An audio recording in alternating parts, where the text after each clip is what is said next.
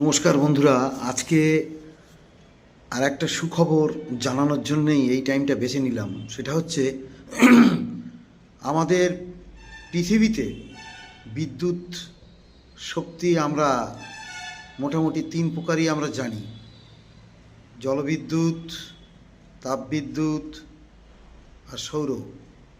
কিন্তু খুব আনন্দের বিষয় আর একটা হচ্ছে, আমরা খুব সম্প্রতি পেয়েছি, যেটা তোমাদেরকে না জানাতে পারলে ভালো লাগছে না।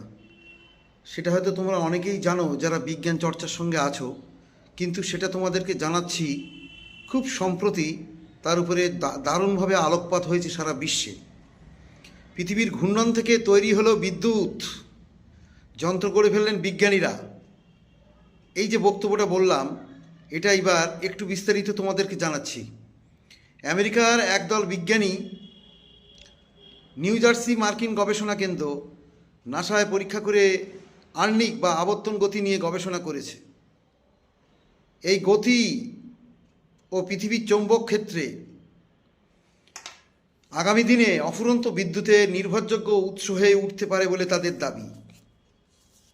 এখন এই পরিস্থিতিতে আমাদের উৎসাহিত না হয়ে কিছুতেই আমরা পারি না। কারণ কি, পৃথিবীর নিজস্ব যে অক্ষ ঘূর্ণন গতিকে কাজে লাগানোর কথা ভাবছিলেন বিজ্ঞানীরা, সেটা তারা লাগিয়েছেন এবং তারা সফলও হয়েছেন। সেটা ব্যাখ্যাটা এইভাবেই দেওয়া যেতে পারে: পৃথিবীর নিজস্ব অক্ষ এবং ঘূর্ণন গতিকে কাজে লাগানোর কথা ভাবছেন বিজ্ঞানীরা।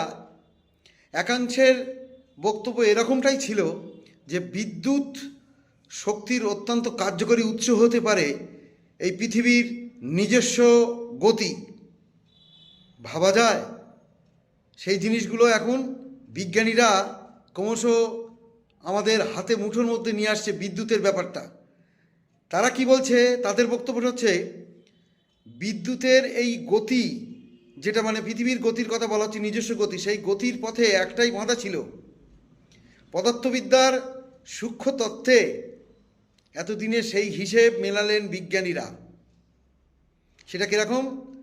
পরীক্ষামূলকভাবে পৃথিবীর ঘূর্ণন গতিকে কাজে লাগিয়ে টেনে বার করলেন বিদ্যুৎ। আমি হাততালি না দিয়ে পারলাম না, বিজ্ঞানীদের অসাধ্য কিছুই নেই। সুতরাং আমরা বিদ্যুৎ ক্ষেত্রে যে আরও একটা নতুন ধরনের বিদ্যুৎ দেখতে চলেছি খুব অচিরেই, সে বিষয়ে কোনো সন্দেহ নেই। এই খবরটা বন্ধুরা তোমাদেরকে শেয়ার করলাম। তোমাদের কতটা ভালো লাগে একটু জানিও।